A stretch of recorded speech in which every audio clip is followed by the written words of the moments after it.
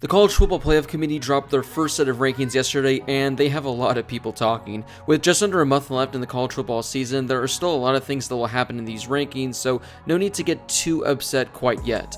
However, seeing what the committee does in the first rankings is usually pretty telling of the direction these rankings will be going moving forward. Today, I'm going to be sharing with you guys my 5 biggest takeaways with the first College Football Playoff rankings of the 2020 season. But before I get to my takeaways, make sure you click that subscribe button if you're new to my channel. If you love college football content, this is definitely the place for you. Kicking things off is one that I know a lot of people had a problem with, and that's having the BYU Cougars at number 14. They sit at number 8 in the AP poll, which I believe is a more than fair spot. BYU is currently 9-0 on this season, and they're the only team in the top 25 with 9 victories. They're undefeated, they're defeating their opponents by the biggest margin in all of college football, and they have a Heisman contender as their starting quarterback. Them being at number 14 is an absolute disgrace. They have the 4th best offense in all of college football, and they have the 5th best defense in all of college football.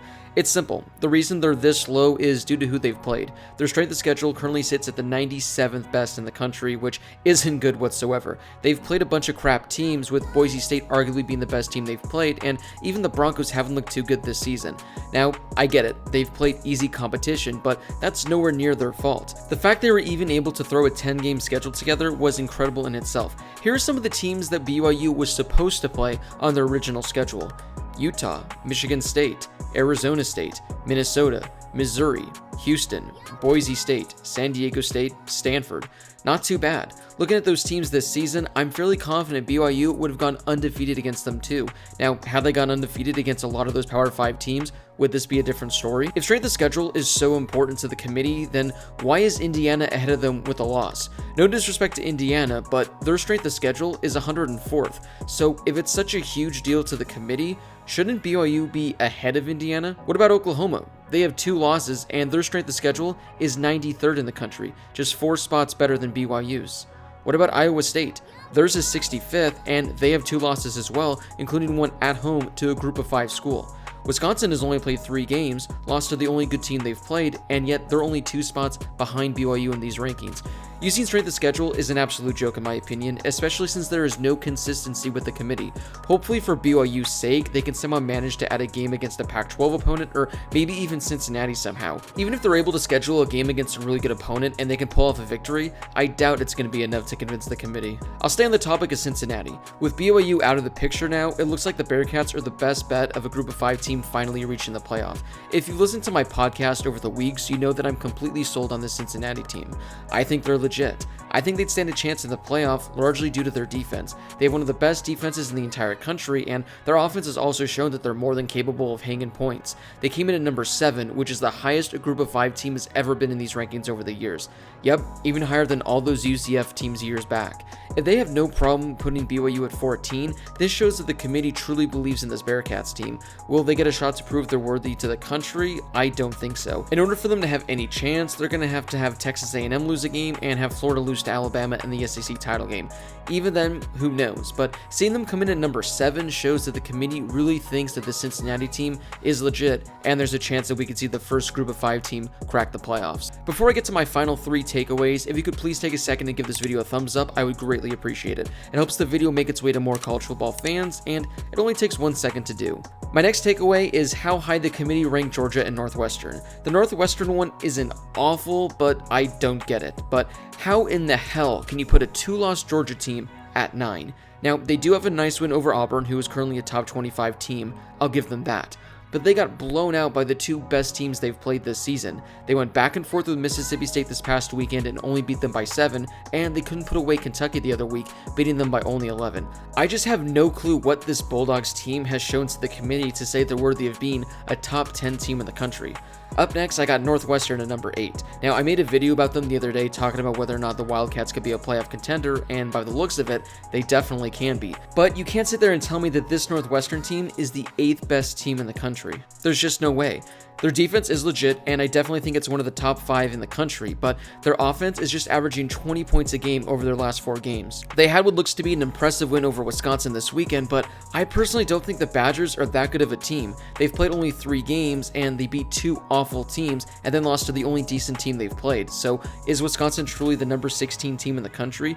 Northwestern barely beat Iowa. They won their next 2 games by only 1 score, and of course you have this past weekend's game against Wisconsin.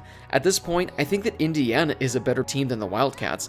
I'd have no problem ranking Northwestern around the 14 to 18 range, but I don't think this team has proven nearly enough to be considered all the way up at 8. Looking at these rankings, I think it's safe to say that the Pac-12 is 100% screwed. I just don't think there's any way for Oregon or USC to make any push towards the playoffs at this point. Oregon comes in at number 15 and USC comes in at number 18. Not only do both teams need to make an insane climb, neither one of these teams has just looked good at all this season.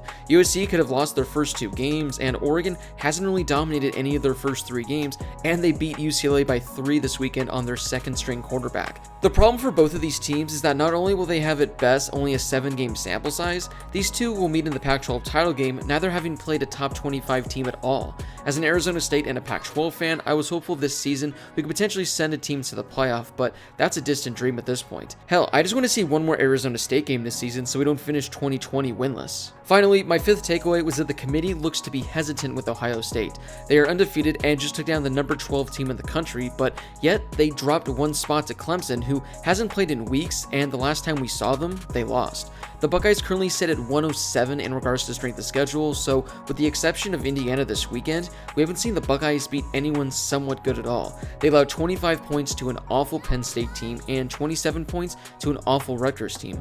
The biggest problem with Ohio State is their defense. Now, if they win out and win the Big Ten title game, they'll likely crack the college football playoff. But hear me out on this. Let's say that Ohio State takes down Northwestern in the Big Ten title game and goes undefeated. But let's say Florida defeats Alabama in a very close matchup in the SEC title game. Let's say that Clemson takes down Notre Dame in the ACC title game, but that's a close one as well. Again, this is a hypothetical situation, but if Ohio State continues to be underwhelming, is there any chance that we could see the final 4 teams be Clemson, Florida, Notre Dame, and Alabama? Or even a Texas A&M team or Cincy potentially. Again, I know they'd be an undefeated Big Ten winning team, but isn't the whole point of the committee to get the 4 best teams in? So if the committee thinks that one of these 1-loss teams is better than an undefeated Ohio State team, shouldn't this 1-loss team get in over Ohio State? By moving Ohio State down a spot, it shows that the committee might not have a problem moving them down again if they underwhelm and a team behind them overperforms. Well, those are my 5 biggest takeaways from this week's first edition of the College Football Playoff Rankings. What were your guys' biggest takeaways from the rankings? Drop a comment down below and I'll interact with you guys and discuss your guys' takeaways with you. If you can, please give this video a thumbs up and make sure to click that subscribe button if you're new to the channel. I post lots of great college football content here, so again, if you're a college football fan, this is definitely the place for you. As always, thank you guys so much for watching, and I'll see you all in my next video.